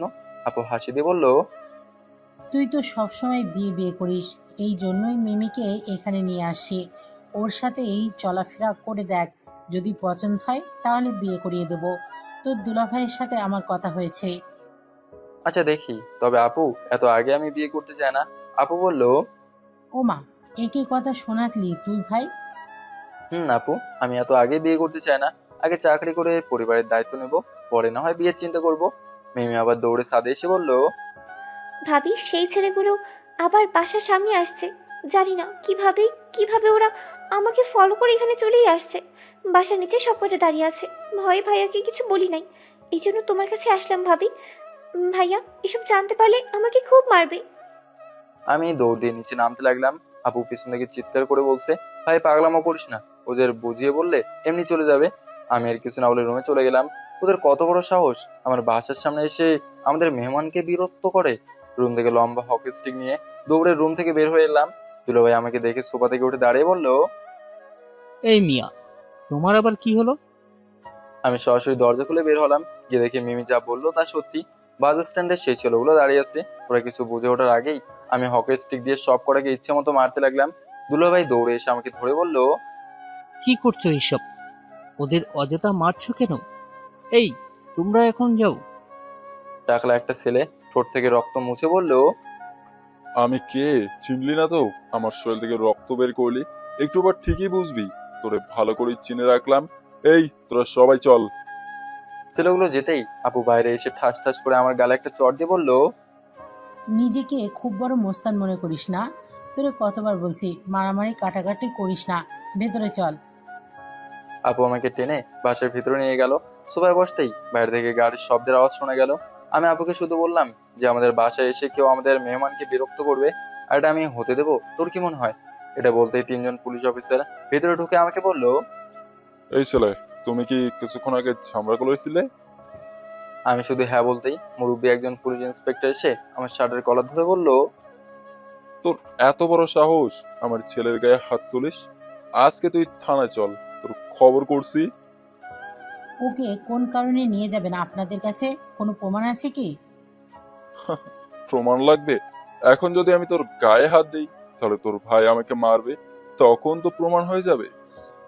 আমার রাগ এবার দ্বিগুণ হয়ে গেল। ওর কত বড় সাহস আমার আপুকে নিয়ে কথা বলে। আগে স্টিক ছিল, ওটা দিয়ে আমি ওদের মারতে লাগলাম আর জোরে জোরে বলছি, তুই আমার আপুর গায়ে হাত দিবি? তুই তোর ছেলের মতো লুচ্চামি করবি আর পুলিশ বলে আমার হাত থেকে বেঁচে যাবি? এটা তো হতে দেবো না। ইন্সপেক্টর ছিল টাকলা, ওর মাথায় জোরে আঘাত করতেই মাথা ফেটে রক্ত পড়তে লাগলো। ইন্সপেক্টরের চিৎকার শুনে বাইরে থেকে আরো 8-10 জন পুলিশ ভেতরে আসলো। সব কটা আমাকে শক্ত করে ধরলো। আমি আর নড়তে পারছি না। আপু কান্না করতে করতে বলছে, এটা কেন করলি তুই? তোরে বলছি আমি সবসময় নিজে রাগ কন্ট্রোল করে রাখবি, কিন্তু আমার কথা শুনলি না, এখন কি হবে? ইন্সপেক্টর বাসা থেকে বের হতে হতে বলল, আমার ছেলেকে মেরে আমার মাথা ফাটিয়ে দিলি, আজকে তোর খবর আছে। ওই, ওকে থানা নিয়ে চলো। আমাকে ধরে পুলিশ জিপে তোলা হলো। আপু আমাদের পিছনে দৌড়ে এসে বলছে, ও ছোট মানুষ, এত কিছু বোঝে না, প্লিজ মাফ করে দেন। ওরা কোনো কথা না বলে আমাকে নিয়ে থানায় যেতে লাগলো। নিজেকে নিয়ে আমার কোনো চিন্তা নাই, আমি বাঁচবো না মরবো আমি আমার চিন্তা করি না। শুধু এটুকু জানি, আমি আমার পরিবারের সাথে করে বেয়াদবি করলে আমি ওদের ছাড়বো না। সে পুলিশ হোক আর প্রেসিডেন্ট হোক। থানা নিয়ে গিয়ে জেলের ভিতরে ঢুকিয়ে ইন্সপেক্টর বলল, ওর হাত পা ভালো করে বেঁধে ফেল। আমার ছেলে কিছুক্ষণ পর আসবে, ওকে ভেতর ঢুকতে দেবে। ততক্ষণ পর্যন্ত আমি হাসপাতাল থেকে ফিরে আসি, এসে যেন আমি ওকে জীবন্ত না দেখি। যদি ওর নাক দিয়ে নিঃশ্বাস বের হয় তাহলে তোমাদের নাক থেকে জীবনের মতো নিঃশ্বাস বন্ধ করে দেব। ওকে মেরে ফেলো, সবকিছু আমি সামলে নেব, তোমাদের চিন্তা করতে হবে না। এই কথা বলে ইন্সপেক্টর বাইরে চলে গেল। সবকটা পুলিশ কনস্টেবল আমার দিকে তাকিয়ে আছে। ওরা কি করবে বুঝতে পারছে না। ঠিক সেই সময় পুলিশ ইন্সপেক্টরের টাকলা ছেড়ে ভেতরে ঢুকলো। ও ভেতরে ঢুকে একটা লাঠি হাতে নিয়ে জেলের দরজা খুলে ভেতরে এলো। এসে দাঁড়িয়ে বলল, তো কি খবর তোর? আমি রেগে বললাম, এক বাপের পোলা হলে আমাকে খুলে দেখ, তোর প্যান্ট খুলে ল্যাংটা করে পেটাবো। এই বলতেই ছেলেটা জোরে চিৎকার দিয়ে বলল, তুই আমার বাবাকে নিয়ে কথা বলিস? এত বড় কলিজা তোর! এই বলে লাঠি দিয়ে আমাকে ইচ্ছা মতো মারতে লাগলো। মারতে মারতে একসময় ও হাঁপিয়ে গেল। এবার আমাকে মারা বন্ধ করে ও শোল থেকে শার্ট খুলে বলল, এত মারলাম তোরে, এরপরেও তোর মুখ থেকে কোনো আওয়াজ আসছে না। আমি মুখ থেকে থুতু ফেলে বললাম, এক চান্সে আমাকে মেরে ফেল। আমি এখানে থেকে যেতে পারলে তোর কচু কাটা করে ফেলবো। খুব ভালো করেই তোর মুখ আমার মনে থাকবে। ছেলেটা হো হো করে হাসতে হাসতে বলল, ও, আমি তো ভয় পাইছি, তুই আমাকে মেরে ফেলবি, আমাকে চিনে ফেললি। এটাও জেনে রাখ, আমার বাবার নাম কামাল, আমার নাম রাসেল। তুই এখান থেকে বেঁচে ফিরতে পারবি না আমার মনে হচ্ছে। আমাকে তুই মারবি? তোর এত বড় কলিজা এখানে এখনো হয় নাই। রাসেল জোরে চিৎকার দিয়ে কনস্টেবলদের বলল, এই, তোরা এভাবে দাঁড়িয়ে দাঁড়িয়ে কি দেখিস? ওকে সব কটা মিলে ইচ্ছে মতো মারবি, শেষ নিঃশ্বাস ত্যাগ করার আগ পর্যন্ত। এটা বলতেই সবকটা কনস্টেবল ভেতরে ঢুকে লাঠি দিয়ে আমাকে মারতে লাগলো। রাসেল আমার মুখে কাপড় বেঁধে দিয়েছে যাতে আমি কোনো কথা বলতে না পারি। শরীরে ব্যথার যন্ত্রণায় আমি চোখ খুলে রাখতে পারছি না। শুধু শরীর থেকে রক্ত বের হচ্ছে, আমার চোখের সামনে মৃত্যু দেখতে পারছি। শরীর থেকে চামড়া খুলে নিলে যতটা কষ্ট হয় ঠিক ততটাই কষ্ট হচ্ছে আমার। হঠাৎ করে রাসেল বলল, আরে থাম তোরা, ওর মুখের কাপড় খুলে দে, একটু পর তো মরেই যাবে। মরার আগে যদি ওর কোনো ইচ্ছা থাকে সেটা শুনে নেই। আমার মুখ থেকে কাপড় সরিয়ে নিতে বললাম, তোর মতো কাপুরুষ মৃত্যুকে ভয় পায়, তবে আমি না। তুই আমাকে যতটা শাস্তি দিলি, যদি এখান থেকে কোনো মতে আমি ফিরে যাই তাহলে তোর কলিজা চিরে আমি হাতে নেব বলে দিলাম। পুলিশ ইন্সপেক্টর কালাম সাহেব বলল, তুই মৃত্যুর মুখে দাঁড়িয়ে আমার ছেলেকে হুমকি দিস? ওকে উলঙ্গ করে উল্টা করে ঝুলিয়ে পিটানো শুরু করো। কালাম সাহেবের কথা মতো ওরা আমার শরীর থেকে সমস্ত কাপড় খুলে আমাকে উল্টো করে ঝুলিয়ে লাঠি দিয়ে আঘাত করতে লাগলো। ধীরে ধীরে আমার চোখ বন্ধ হয়ে যাচ্ছে। ঠিক তখন দেখলাম কামাল সাহেবের সামনে রিয়া ম্যাডাম বসে আছে, তবে স্পষ্ট ততটাও দেখতে পাচ্ছি না এটা রিয়া ম্যাডাম নাকি অন্য কেউ। নিজেকে বাঁচানোর জন্য ডাক দিলাম, রিয়া ম্যাডাম হেল্প করেন। রিয়া ম্যাডাম আমার আওয়াজ শুনে বলল, এই আওয়াজটা শোনা শোনা লাগছে। জেলের ভিতরে কাকে আপনারা এভাবে মারছেন? আরে ছাড়েন ম্যাডাম এসব। এই তোরা ম্যাডামের জন্য নাস্তা নিয়ে আয় তো। ম্যাডাম ভালো করে আমাকে দেখতে পেয়ে চেঁচিয়ে বলল, আমার কলেজের ছাত্রকে তুলে এনে এভাবে উলঙ্গ করে পিটাচ্ছেন? এত বড় সাহস আপনার! 1 মিনিটের মধ্যে ওকে আমার সামনে এনে হাজির করেন। ম্যাডাম, ও আমার মাথা ফাটিয়ে দিয়েছে। মাথা ফাটিয়ে দিয়েছে বলে একটা পিচ্ছি ছেলেকে তুলে এনে এভাবে মারবেন? আমি না আসলে ছেলেটা তো মরেই যেত। তাড়াতাড়ি ওকে আমার সামনে আনেন বলছি। রিয়া ম্যাডামের এমন রাগী চেহারা দেখে কালাম সেই বিষয়টাই বললো আমাকে ছেড়ে দিতে। শুধু আন্ডারপ্যান্ট পরিয়ে আমাকে জেলের ভেতর থেকে বের করলো। আমার শরীর থেকে টপ টপ করে রক্ত পড়ছে। রিয়া ম্যাডাম আমাকে শক্ত করে ধরে বললো, ওরা তোমাকে এভাবে মারলো কেন? আমি কান্না করতে করতে বললাম, ম্যাডাম আমার খুব কষ্ট হচ্ছে। এই ইন্সপেক্টর আমার আপুকে নিয়ে উল্টাপাল্টা কথা বলেছে, এজন্য রেগে ওর মাথা ফাটিয়ে দিয়েছি। রিয়া ম্যাডাম চোখ লাল করে বলল, যদি আমার ছাত্রের কিছু হয় না তাহলে আপনার চাকরি গেছে, এটা মনে রাখবেন। বাহিরে থেকে মানুষ এনে ওকে মারিয়েছেন, আমি এর সঠিক পদক্ষেপ নেব। রিয়া ম্যাডাম আমাকে ধরে গাড়ির ভিতরে ঢুকে বলল, আমাকে ধরে বসে থাকো, আমি হাসপাতালে নিয়ে যাচ্ছি। তোমার খুব কষ্ট হচ্ছে না? ম্যাডাম আমি আর থাকতে পারছি না, প্লিজ আমাকে বাঁচান, শরীর খুব যন্ত্রণা করছে। রিয়া ম্যাডাম এক হাত দিয়ে আমাকে জড়িয়ে ধরে আমার মাথা ওড়না ঘাড়ে রেখে বলল, এই তো একটু অপেক্ষা করো, হাসপাতালে কাছাকাছি চলে আসছি আমরা, আর একটু। আমার কষ্ট দেখে রিয়া ম্যাডামের চোখ থেকে পানি পড়ছে। হাসপাতালের সামনে এসে আমাকে নামিয়ে বলল, এই তো আমরা এসে গেছি। আমি রিয়া ম্যাডামের উপর শরীরের সব ভর দিয়ে বললাম, ম্যাডাম আমি আর চোখে কিছু দেখতে পাচ্ছি না। রিয়া ম্যাডাম পাশ থেকে একটা ছেলের সাহায্যে আমাকে ভেতরে নিয়ে গেল। ডাক্তার এসে একটা ইঞ্জেকশন দিতেই আমার চোখ আপনা আপনি বন্ধ হয়ে গেল। যখন চোখ খুললাম তখন দেখি রিয়া ম্যাডাম আমার পাশে বসে আছে। আমার জ্ঞান ফিরতে দেখে রিয়া ম্যাডাম বলল, এখন কেমন লাগছে? ম্যাডাম শরীরের প্রচুর ব্যথা, শরীর নাড়াতে পারছি না। তোমার বাসার কারোর ফোন নাম্বার বলো, আমি ওদের আসতে বলি। আমি আম্মুর ফোন নাম্বার দিতেই রিয়া ম্যাডাম আমার বাসায় জানিয়ে দিল আমি আমাদের থানার হাসপাতালে ভর্তি আছি। রিয়া ম্যাডামের দিকে তাকিয়ে বললাম, ম্যাডাম আপনার শাড়িতে রক্ত লেগে গেছে, বাসে গিয়ে গোসল করে নেন। সে যাব তোমার পরিবার আসলে। এখন বলো কি হয়েছিল? আমি সংক্ষেপে সবকিছু বললাম। রিয়া ম্যাডাম সব শুনে বলল, ঘটনা বুঝলাম, কিন্তু তোমার এতটা রেগে যাওয়া উচিত হয় না। আমি ওদের দেখে নিব। ম্যাম আপনি থানায়? আমার কলেজের সম্পর্কে ওনার সাথে একটু কথা বলতে গিয়েছিলাম, গিয়ে দেখি তুমি। আমি আপনার সাথে কত বেয়াদবি করছি আর আপনি আজকে আমাকে বাঁচিয়েছেন ম্যাডাম। শিক্ষক হলো গুরুজন, অপমান করছো বলে আমি তোমার ওপর প্রতিশোধ নেব এমন নয়, শুধু আঙুল দিয়ে বুঝিয়ে দেব আর কোনটা ভালো। আপনি খুব ভালো ম্যাডাম। এতটাও না। এখন বলো কিছু খাবে? চকলেট খাবো ম্যাডাম, এনে দিবেন? রিয়া ম্যাডাম হাসি দিয়ে বলল, চকলেট খেলে পেট ভরবে? শরীর থেকে প্রচুর রক্ত গিয়েছে, ভিটামিন জাতীয় কিছু খেতে হবে। আর আজ থেকে কারোর সাথে কোনো ঝগড়া করবে না, মনে থাকবে তো? চেষ্টা করবো ম্যাডাম। দিব এক মায়ের। জানো আমি কত ইম্পর্ট্যান্ট কাজ ফেলে আসছি, এত টাকার বাজেট হাতছাড়া হয়ে গেল, তাও আমার ছাত্রের তো কিছু হয় নাই। ম্যাডাম আপনাকে যে বিয়ে করবে তার ভাগ্য খুব ভালো হবে। আপনি এতটা ভালো যে এর মাঝে আমার আম্মু দৌড়ে ভেতরে ঢুকলো। আম্মু ভেতরে ঢুকে আমাকে জড়িয়ে কি যে কান্না। আমি আম্মুকে থামিয়ে বললাম, এত কান্না করো না তো, আমি বেঁচে আছি, মরতে ওর যায় নাই, যার কারণে বেঁচে ফিরছি। এই হলো আমাদের প্রিন্সিপাল ম্যাডাম। আম্মু রিয়া ম্যাডামের হাত ধরে বলল, তুমি না থাকলে আমার ছেলেটাকে হয়তো মেরেই ফেলতো ওই কামাল সাহেব, পুলিশ নামের নরপশু। ওকে আমি খুব করেই চিনি। আমি ওর কলেজের প্রিন্সিপাল, আমি থাকতে আমার ছাত্রের কিছু হতে দিব কিভাবে? আর হ্যাঁ, ওর দিকে একটু খেয়াল রাখবেন, সুস্থ হলে বলবেন ঠিক মতো পড়াশুনো করার জন্য। এখন আমি গেলাম। ম্যাম শোনেন। রিয়া ম্যাডাম দাঁড়িয়ে আমার দিকে তাকিয়ে বলল, আমার এখন যেতে হবে, এমনি অনেক সময় চলে গেছে, যদি কোনো সমস্যা হয় আমাকে বলবে, ঠিক আছে? রিয়া ম্যাডাম আর কিছু না বলে চলে গেল। রিয়া ম্যাডাম যেতেই আমার পরিবারের সবাই ভিতরে ঢুকলো। বাবা বেশ রাগে সুরে বলল, ঝামেলা করবি ঠিক আছে, তাই বলে কি পুলিশের সাথে ঝগড়া করবি? এখন যদি পারতাম ওর কলিজা চিরে বের করে নিতাম। ও কিভাবে বলে আমার আপুর শরীরে হাত দিবে? আমার কথা শুনে বাবা চেঁচিয়ে বলল, দেখ তোমার ছেলে কি বলে, আস্তে একটা গুন্ডা জন্ম দিয়েছ। আপু বাবাকে দুই পাশ বুঝিয়ে বিদায় করে দিল। বাবার সাথে আম্মু চলে গেল। সবাই যেতে আপু বলল, এমনটা না করলেও পারতে। বাদ দে, তোর এসব বলতে চায় না।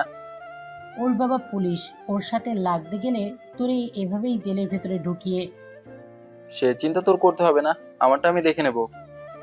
তোরে বোঝালেও বুঝিস না। মিমি বাইরে দাঁড়িয়ে আছে তোর সাথে কথা বলার জন্য। বাইরে দাঁড়িয়ে আছে কেন? ওকে ভেতরে আসতে লজ্জা পাচ্ছে? মিমিকে আমি কান্না করতে দেখলাম। আমার মনে হয় মিমি তোকে পছন্দ করে। আমি কি বিয়ের বিষয়ে আলাপ করব? আমি এখন অসুস্থ, এই শরীর নিয়ে বেডের উপর শুয়ে আছি, আর তুই কিনা পড়ে আসোস মিমিকে নিয়ে। আচ্ছা ভাই, সরি। এখন আমি ডাক্তারের সাথে কথা বলি, তুই মিমির সাথে কথা বল। আর হ্যাঁ, আমরা থানায় গিয়েছিলাম উকিল নিয়ে, তার আগেই তো তোর ম্যাডাম তোরে নিয়ে এলো। আচ্ছা, ম্যাডাম দেখতে কেমন রে? আপু এবার কিন্তু ভালো হচ্ছে না বলে দিলাম। আপু হাসি দিয়ে বের হয়ে গেল। আপু যেতেই মিমি চুপচাপ মাথা নিচু করে আমার পাশে বসলো, তবে ওর মুখে কোনো কথা নেই। কি হলো ম্যাডাম, এভাবে চুপচাপ বসে আছেন যে, কিছু কি বলবেন? মিমি আমার কথা শুনে কান্না করতে উঠতে আমাকে জোরে ধরে বললো, আমাকে মাফ করে দেন প্লিজ। আমার কারণে এত কিছু হয়ে গেল। আমি যদি না বলতাম তাহলে আর এসব হতো না। আজকে আপনি মারা গেলে দোষী হতাম আমি। ওই আমাকে ছাড়ো, আমি ব্যথা পাচ্ছি। সরি সরি, আমি বুঝতে পারিনি। আগে চোখের পানি মুছে নাও। আমার কথা মতো মিমি চোখের পানি মুছে ফেললো, কিন্তু ওর বাম গালটা লাল হয়ে আছে। বুঝছি দুলাভাই সবকিছু জেনে ওকেই মেরেছে। আমি ওর বাম গালে হাত দিয়ে ধরে বললাম, দুলাভাই মেরেছে? ভয়ে সবকিছু বলে দিয়েছি। ইস, গালটা ফুলে গেছে। এটা কিছু না, তবে আপনি আমার থেকে এখন বড় আহত। এই মুহূর্তে আপু ভেতরে ঢুকে আমাদের এই অবস্থা দেখে বলল, সরি, আমি ভুল সময়ে চলে এসেছি।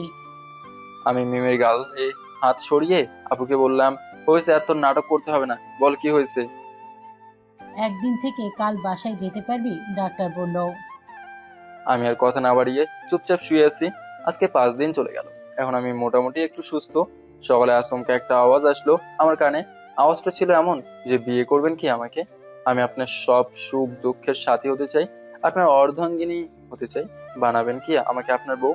আমি কলেজ ড্রেস পরে রেডি হয়েছি, কলেজ যাব। আর এখন মিমি আমাকে এই কথা বললো, শুনে তো আমি বোকা হয়ে গেছি। আমার মুখ থেকে কোনো কথাই বের হচ্ছে না, কি বলবো না বলবো এটাই বুঝতে পারছি না। আর মিমি হঠাৎ করে আমাকে এই কথা বললো কেন? মিমি আমার সামনে দাঁড়িয়ে বলল, আমি এখন যা বললাম মন দিয়ে বলেছি। ভাবি বলছিল আমার একটা ভাই আছে, দেখ যদি ওকে পছন্দ হয়, এই উদ্দেশ্যে এখানে আসা। কিন্তু আমার চিন্তা ভাবনা থেকেও আপনি আরও অনেক ভালো। জানি না কি দেখে আমি আপনাকে পছন্দ করছি, তবে এখন শুধু এটুকুই বলতে চাই, আমাকে আপনার বউ বানাবেন। যখন আপনি চারদিকে তাকিয়ে শূন্যতা অনুভব করবেন, তখন আমি আপনার পাশেই থাকবো। আপনার খোলা বুকের উপর মাথা রেখে আমি ঘুমাতে চাই। আপনার চোখের মায়াবী পরি আমি হতে চাই। শুধু একটু আমাকে আপনার পাশে জায়গা করে দেন, এরপরে আমি বাকি ভালোবাসা আদায় করে নেব।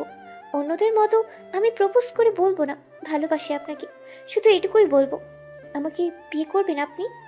হয়েছে, থাক, তোমার আর বলতে হবে না। তবে আমি এখনো বিয়ের বিষয়ে কিছু চিন্তা ভাবনা করি নাই। এখনো আমার বিয়ের বয়স হয় নাই। আপু আমাকে ভালোবাসে, এজন্য আমার জন্য মেয়ে দেখেছি। পাগলামও করি বলে এখন বিয়ে করব, এটা তেমন কথা নয়। আপনি আমাকে পছন্দ করেন না?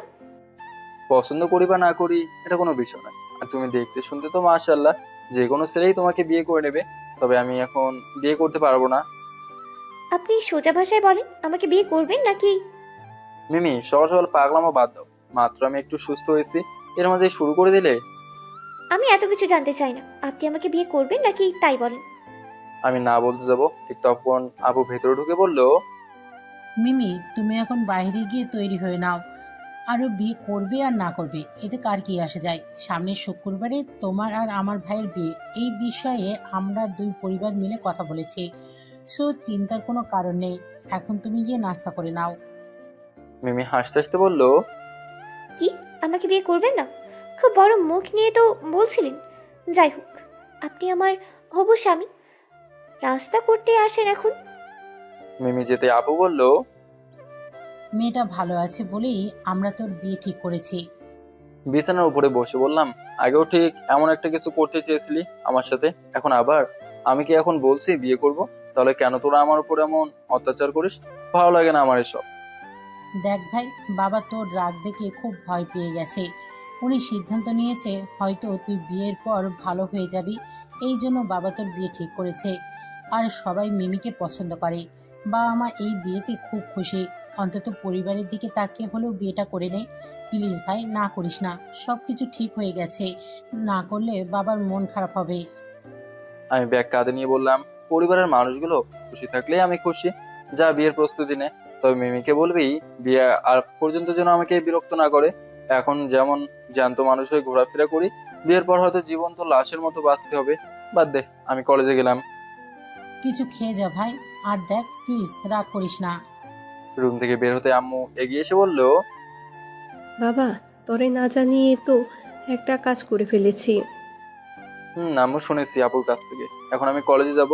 মিমি দৌড়ে আমার সামনে এসে বলল, কিছু খেয়ে যান। আর এই অসুস্থ শরীর নিয়ে কলেজে যাওয়ার কি দরকার? কি যেন একটা কথা আছে না, মায়ের চেয়ে মাসির দরদ বেশি। যদি দুলাভাইয়ের বোন না হতে তাহলে ঠাটিয়ে গেলে দুটো দিতাম। একটা কথা বলে রাখি, বিয়ের আগে যদি এমন আলাভুলা ভালোবাসা দেখতে আসো, তাহলে আমার থেকে আর খারাপ কেউ হবে না। আমি চুপচাপ বাসা থেকে বের হয়ে গেলাম। আমার অনুমতি ছাড়া আমার বিয়ে ঠিক করছে। মাথাটা দিল গরম করে। মিমি অসুন্দর মেয়েটা বলবো না, কিন্তু আমার মন সায় দিচ্ছে না ওর সাথে প্রেমের সম্পর্ক করি। জানি না এমন কেন লাগছে। শরীর খারাপ বলে রিক্সা দিয়ে কলেজে যেতে লাগলাম। এই কয়দিন রুদ্র আমার খোঁজ খবর নিয়েছে। বাকি সবাই মুখে মুখে শুধু। অর্ধেক রাস্তা যেতেই রিক্সার চাকা পাংচার হয়ে গেল। কি আর করবো, রিক্সা ভাড়া মিটিয়ে হাঁটতে লাগলাম। আমি রাস্তার এক পাশে দিয়ে হাঁটে যাচ্ছি, পিছন থেকে একটা গাড়ি এসে বারবার হর্ন দিচ্ছে। রেগে আমি দাঁড়িয়ে যে কাঁচের গ্লাসে ঘুষি দেবো, ঠিক তখন গাড়ির কাজ করে রিয়া ম্যাডাম বললে, এই ছেলে, তোমাকে কি বলেছিলাম রাগ একটু কমিয়ে নিবা। এখন তো আমার সর্বনাশ করে দিতে। ও ম্যাডাম আপনি? আমি তো ভাবছিলাম। তা হেঁটে হেঁটে কেন? এই অসুস্থ শরীর নিয়ে তো আর গাড়ি চালাতে পারবো না। এই পর্যন্ত রিক্সা নিয়ে আসছি, ওটাও নষ্ট হয়ে গেছে। এই জন্য ভাবলাম হেঁটে হেঁটেই যাই। রিয়া ম্যাডাম গাড়ির দরজা খুলে দিয়ে বললো, ভিতরে এসে বসো। গাড়ির ভেতরে আমি ম্যামের সমবয়সী একটা ছেলেকে দেখে থমকে গেলাম। এটা কি সেই ছেলে যে ম্যাডামকে পছন্দ করে? কিন্তু এখানে ম্যাডামের সাথে কেন? রিয়া ম্যাডাম আমার দিকে তাকিয়ে বুঝে গেল আমি কি চিন্তা করছি। রিয়া ম্যাম বলল, আরে ও তো আমার ফ্রেন্ড, আমার কলেজ দেখার জন্য যাচ্ছে। তুমি উঠে পড়ো।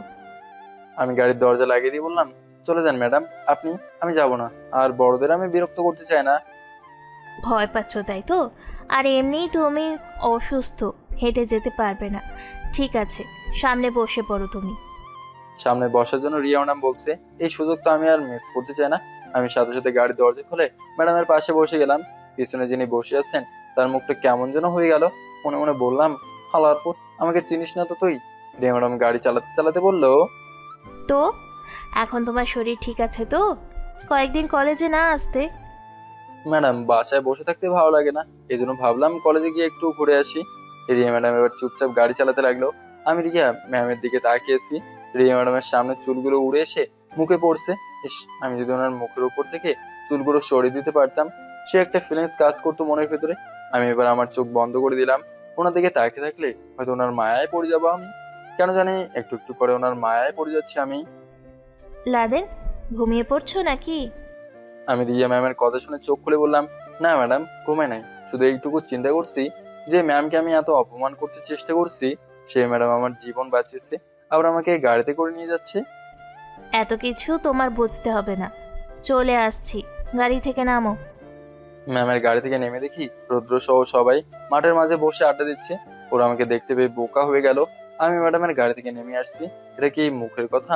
হয়তো ওরা ধরে নিয়েছে আমি ম্যামকে পটিয়ে নিয়েছি। ওদের কাছে যেতে বললো, ভালোই তো মামা, সুস্থ না হতে হতে শুরু করে দিলি।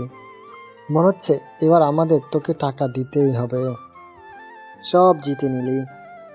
আমি ওদের কথা শুনে হাসি দিয়ে আকাশের দিকে তাকিয়ে বললাম, আমাকে মাফ করে দিস। আমি ম্যাডামের সাথে প্রেমের অভিনয় করতে পারবো না, তবে আমি চাইলে ওনাকে পটাতে পারি। কিন্তু যে আমার জীবন বাঁচিয়েছে তার সাথে আমি এমন কিছু করতে পারবো না।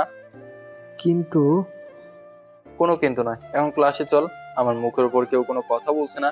চর মুখ কেমন যেন কালো হয়ে আছে। তবে আমি এটুকু অনুমান করতে পারছি ওরা আমার সাথে বড় কোনো গেম খেলতে চেয়েছিল। রুদ্র আমার এত কাছের বন্ধু, এরপরেও কিছু বললো না আমাকে। বাসা থেকে খেয়েও আসে নাই কিছু। সবাইকে ক্লাসে পাঠিয়ে দিয়ে আমি ক্যান্টিনে চলে গেলাম। কিন্তু অবাক করার বিষয়, ওরা আমার সাথে একজনও আসে নাই। আমি বুঝতেছি না ওরা আমার সাথে আসলেই কি করতে চাইছে। আমার তো ভাই মাথায় কিছু আসছে না। কিছুক্ষণ বসে থেকে ক্লাসরুমের উদ্দেশ্যে রওনা দিলাম। দরজার সামনে গিয়ে দেখি রিয়া ম্যাডাম ক্লাস নিচ্ছেন। আমি বললাম, ম্যাডাম আমি ভেতরে আসবো? রিয়া ম্যাডাম আমাকে দেখে চোখ লাল করে বলল, কলেজে আসছো ক্লাস করার জন্য, মেয়েদের সাথে রং তামাশা করার জন্য এখানে আসো নাই। ক্লাসের ভিতরে এসে বেঞ্চের ওপর কান ধরে দাঁড়িয়ে থাকো যতক্ষণ পর্যন্ত আমি না বসতে বলবো। মুহূর্তের ভেতরে আমার হাসি খুশি সবকিছু উধাও হয়ে গেল। কিছুক্ষণ আগে রিয়া ম্যাডামের গাড়ি দিয়ে আমি আসছি, কি ভালো ব্যবহার করলেন উনি আমার সাথে। একটু দেরিতে ক্লাসে আসছি বলে এতটা রেগে গেল আমার উপর। কি হলো বললাম তোমাকে।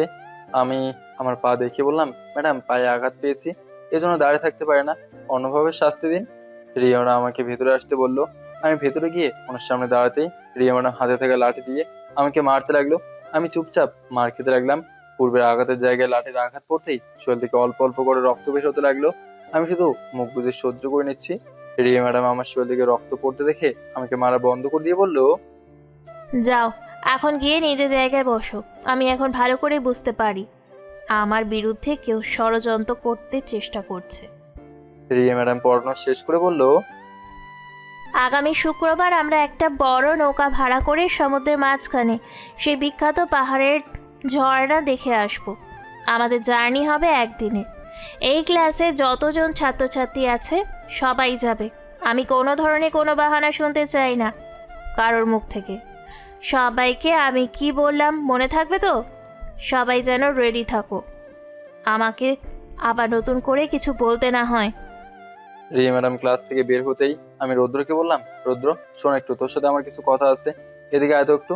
রৌদ্র আমাকে অবাক করে উত্তর দিল, আমার এখন সময় নেই বন্ধু, পরে তোর সাথে কথা বলবো। এই বলে সবাই আমাকে একা রেখে বের হয়ে গেল। আমার এখন চিন্তা হতে লাগলো যে ওরা আমার সাথে এমন করছে কেন। হঠাৎ করে সবাই আমাকে একা করে দিল। বসা থেকে দাঁড়াতেই মনে হলো শরীর ব্যথার যন্ত্রণায় জ্বলে পড়ে যাচ্ছে। ভাবলাম যাই ম্যাডামের সাথে একটু কথা বলে আসি। হঠাৎ করে উনি আমার উপর এতটা রেগে গেল কেন? দরজার সামনে দাঁড়িয়ে দেখি রিয়া ম্যাডাম কি জানি লেখায় বিজি ছিল। আমি আস্তে করে ডাক দিয়ে বললাম, ম্যাডাম আমি কি ভিতরে আসবো? রিয়া ম্যাডাম মাথা উঁচু করে চোখ লাল করে বলল, কি চাই তোমার এখানে? ম্যাডাম আমার। এখন এখান থেকে যাও, আমাকে বিরক্ত করবে না একদম, আমার কাজ আছে। ম্যাডাম 1 মিনিট কথা বলবো প্লিজ। বলছি তো আমাকে একদম বিরক্ত করবে না, যাও এখন এখান থেকে। আমি হতাশ হয়ে বের হয়ে গেলাম। কলেজের গেট থেকে বের হয়ে বাসার দিকে রওনা দিলাম। আসার সময় দেখলাম কলেজের মাঠে আমার সকল বন্ধু বান্ধব বসে আড্ডা দিচ্ছিল। আমি শুধু ওদের না করছি, রিয়া ম্যামের সাথে আমি এমন করতে পারবো না, আর এতেই ওরা আমার সাথে এমন করলো। বাসায় গিয়ে সরাসরি রুমে চলে গেলাম। শার্ট খুলে দেখি শরীরের রক্ত শুকিয়ে কাঠ হয়ে গেছে। আমি খারাপ ছেলে নাকি আমার কপালই খারাপ এটাই বুঝি না। দরজা ঠেলে মিমি ভিতরে ঢুকে বলল, এ কি, আপনার এই অবস্থা হলো কি করে? আপনার শরীরে তো। মিমি যে চিৎকার দিতে যাবে তখন আমি ওর মুখে হাত ধরে বললাম, প্লিজ চিৎকার দিও না। আমার এই অবস্থা দেখলে বাসার সবাই আমার জন্য চিন্তা করবে। মাত্র একটু সুস্থ হয়েছি। মিমি আমার হাত সরিয়ে দিয়ে বলল, আপনাকে এভাবে মেরেছে কি? ছাড়ো, এসব বলতে চায় না। আপনি কি মার খাওয়ার জন্য জন্ম নিয়েছেন? কাউকে মারতে পারে না? আমি চুপচাপ করে বিছানার উপর বসে বললাম, 8-10টা ছেলে পেলেকে আমি একাই সামলাতে পারি, এটা কোনো বিষয় না। কিন্তু আজকে আমাকে এমন কেউ মেরেছে যে ওনার লাঠি হাত দিয়ে ধরলে আমার পড়াশোনার লাল বাতি জ্বলে যাবে। মিমি ওয়াশরুমে গিয়ে ওর ওনা পানিতে ভিজিয়ে এনে আমার সামনে দাঁড়িয়ে ওর ভেজা ওড়না দিয়ে আমার শরীরে রক্ত মুছতে লাগলো। হঠাৎ করে মিমি কান্না করে বলল, জানি না অল্প দেখায় কাউকে এতটা বেশি ভালো লেগে যাবে। যাকে বিয়ে করতে চাই সে যদি আমার ওপর থেকে মুখ ফিরিয়ে নেয় তাহলে বিয়ের কোনো অর্থ আছে? আমি মিমিকে 2 হাত দিয়ে জড়িয়ে ধরে বললাম, থাকতে পারবে তো আমার পাশে? আমার এমন কথা শুনে মিমি আমাকে জড়িয়ে ধরে হাউমাউ করে কান্না করতে লাগলো। আমি এখন ভালো করে বুঝে গেছি বেশি কিছু চাওয়া ভালো না, অল্প সুখ আমার জন্য যথেষ্ট। আমার বাবা মা মিমিকে পছন্দ করেছে, আমি আর না করি নাই, আর করবোই বা কি করে? এর থেকে বরং ওকে মেনেই নি, সংসার করি, এটাই আমার জন্য বেস্ট হবে। আপু ভেতরে ঢোকে আমাদের এই অবস্থা দেখে বলল, যাক, অবশেষে তাহলে ভালোই হলো, দুজন দুজনকে মেনে নিয়েছে। মিমি আমাকে ছেড়ে চোখের পানি মুছে বলল, ভাবি আপনি একটু পরে আসলে কি এমন হতো? মাত্র নাকি একটু জড়িয়ে ধরেছিলাম আর আপনি এসে দিলেন সবকিছু শেষ করে। আপু আমার শরীরের দিকে তাকিয়ে বলল, তোর শরীরে আমার। আপু কিছু বলার আগে মিমি বলল, এই বিষয়ে ওকে কিছু জিজ্ঞেস করবেন না, ওকে আমি খুব বকা দিয়েছি। আজকের পর থেকে উনি ভালো হয়ে যাবে, আমাকে বলেছে। আপু হাসি দিয়ে বলল, তাহলে ঠিক আছে। আর মিমি, আজকে তোমাকে বাসায় যেতে হবে। মিমি কিছু বলতে যাবে ঠিক সেই সময়ে